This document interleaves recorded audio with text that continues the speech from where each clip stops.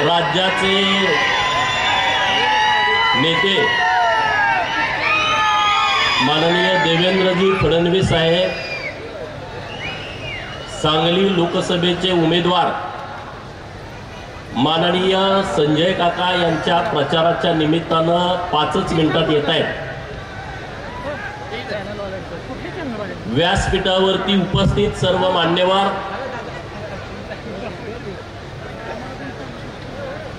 आणि तुम्ही सगळी जनता की ज्यांच्या भरवशावरती, ज्यांच्या जीवावरती, ज्यांच्या पाठिंब्यावरती भारतीय जनता पार्टी महायुतीचे उमेदवार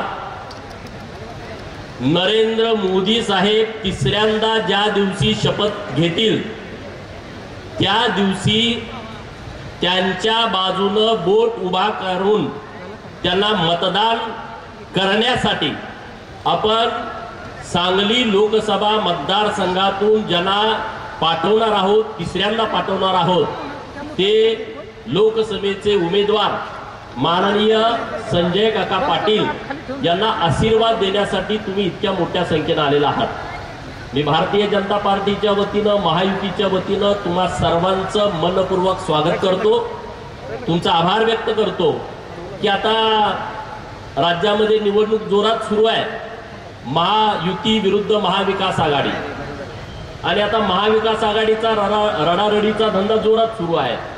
साहेबांचं वय 84 झालंय आणि आता साहेबांना परत एकदा राजकारणात स्टँड करायचं आहे. उद्धव साहेबांचं सगळीच लोक निघून गेलेत, त्यांना परत स्टँड करायचं आहे.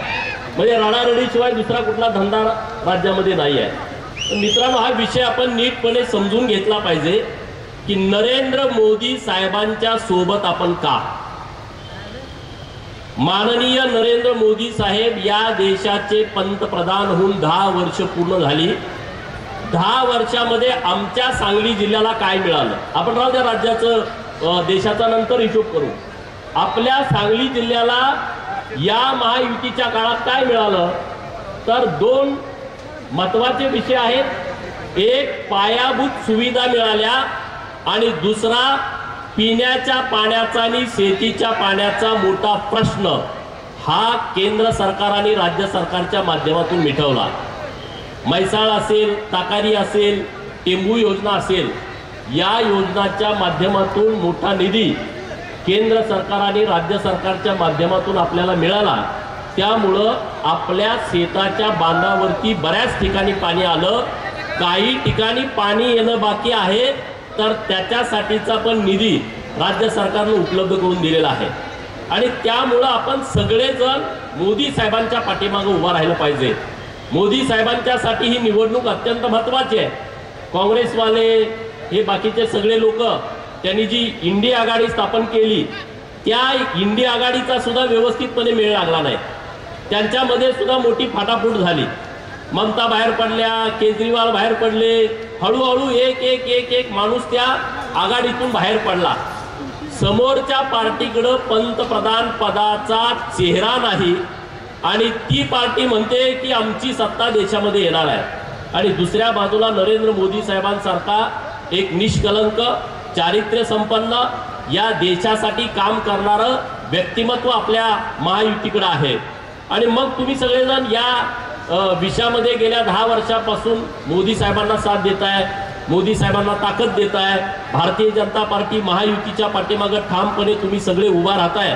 तर तुम्हाला विनंती करण्यासाठी आम्ही आलोय की आता परत एकदा तिसऱ्यांदा संजय काकांना खासदार करण्यासाठी आणि मोदी साहेबांना तिसऱ्यांदा पंतप्रधान करण्यासाठी आपण सगळेजण ताकदीनं महायुतीच्या पाठीमागे उभं राहावं, ही सगळ्या लोकांना मनापासूनची विनंती आहे. काँग्रेस आणि भाजप फरक काय आहे, मी परवा जतच्या सभेमध्ये पण सांगितलं. एका वाक्यात सांगायचं म्हटलं तर काँग्रेस आणि भारतीय जनता पार्टी यांच्यामध्ये फरक असा आहे, भारताकडे जर कुणी तिरक्या नजरेनं बघितलं, भारतातल्या सैनिकाच्या विरोधात कुणी काही कारवाई केली, तर त्या अतिरेक्याला पहाटे 3 वाजता पाकिस्तानमध्ये घुसून मारायची क्षमता ज्या पार्टीमध्ये आहे तिचं नाव भारतीय जनता पार्टी आहे. आणि ज्या अतिरेक्यांनी संसदेवरती हल्ला केला, संसद मध्ये आमचं लोकशाहीचं सर्वोच्च मंदिर आहे। ज्या संसदेवरती ज्या अतिरेक्यांनी हल्ला केला त्यांचा जामीन व्हावा म्हणून पहाटे 3 वाजता सुप्रीम कोर्टाचं दार उघडणारी काँग्रेस पार्टी, हा फरक दोन्हीमध्ये आहे। म्हणजे अतिरेक्यांच्या बाजूने ठामपणे उभं राहणारी ही लोक आहेत, ती लोक आज सन्माननीय विनयजी कोरे सरकार सावकारांचं आगमन झालंय। जनसुराज्य पक्षाचे संस्थापक सन्माननीय माजी मंत्री हार्दिक स्वागत विनयजी कोरे सावकार। त्यामुळं आपण सगळ्या लोकांनी मतदान कसं द्यायचं, कुणाला द्यायचं हे ठरवलं पाहिजे। केंद्र सरकारनं इथेनॉलचा एक विषय पुढे आणला की पेट्रोलमध्ये इथेनॉल मिक्स केल्यानंतर आपल्याला बाहेरच्या देशातून जे आपण पेट्रोल आयात करतो त्याचा पैसा वाचेल आणि म्हणून काही प्रमाणामध्ये आता इथेनॉल पेट्रोलमध्ये मिक्स होत आहे।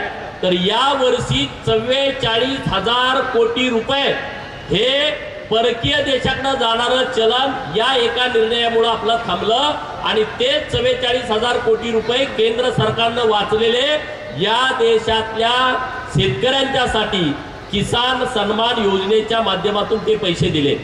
म्हणजे असे वेगवेगळ्या आयडिया केंद्र सरकारकडे आहेत आणि त्या नुसत्या आयडिया नाही, त्या संकल्पना सत्यात आणण्याच्या दृष्टिकोनातून केंद्र सरकार नेहमी प्रयत्न करतं, सातत्यानं प्रयत्न करतं आणि म्हणून आपण सगळे ताकदीनं माननीय मोदी साहेबांच्या, माननीय देवेंद्र फडणवीस साहेबांच्या पाठीमागे उभा राहिलं पाहिजे।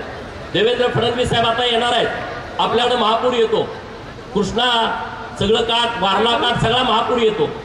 वडनेरे नावाची समिती स्थापन केली होती माग मुख्यमंत्री असताना आणि त्याचा अहवाल आला। आता व्यासपीठावरती सगळे मान्यवर आहेत, त्यांच्या लक्षात असेल की जेव्हा 2020ला पुराचं वातावरण तयार झालं तेव्हा जयंत पाटलांनी एक कलेक्टर ऑफिसला मीटिंग ठेवली होती, जी मीटिंग मंत्रालयात ठेवणं अपेक्षित होतं पण त्यांना जरा स्टंट करायचं होता, इकडे मी काहीतरी महापुराच्यासाठी काम करतोय असं तसं, आणि म्हणून त्यांनी सांगलीच्या कलेक्टर ऑफिसमध्ये वडनेरे समितीचा अहवाल काय आहे याच्यासाठी एक बैठक ठेवली। ती बैठक झाली 2020ला, 2021 आणि 2022च्या जुलै महिन्यामध्ये यांचं सरकार गेलं। 2 वर्ष सरकार असताना सुद्धा त्यांनी वडनेरे समितीचा अहवाल स्वीकारला नाही आणि त्याच्यावरती कुठला निधी दिला नाही।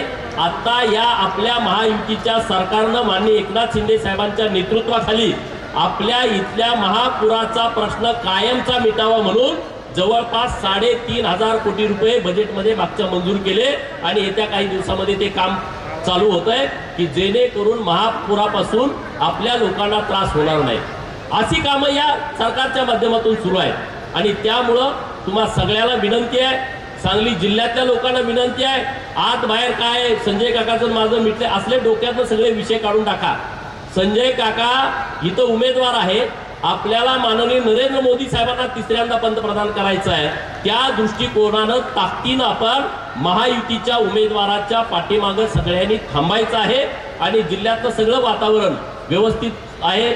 जिल्ह्यातलं वातावरण महायुतीचा उमेदवार मोठ्या फरकानं निवडून देण्याच्या मनस्थितीमध्ये आहे आणि त्यामुळे निश्चितपणे संजय काका तिसऱ्यांदा लोकसभेला मोठ्या फरकानं निवडून जातील आणि मोदी साहेबांच्यासाठी तिसऱ्यांदा मतदान करतील, एवढंच या निमित्तानं बोलतो आणि थांबतो।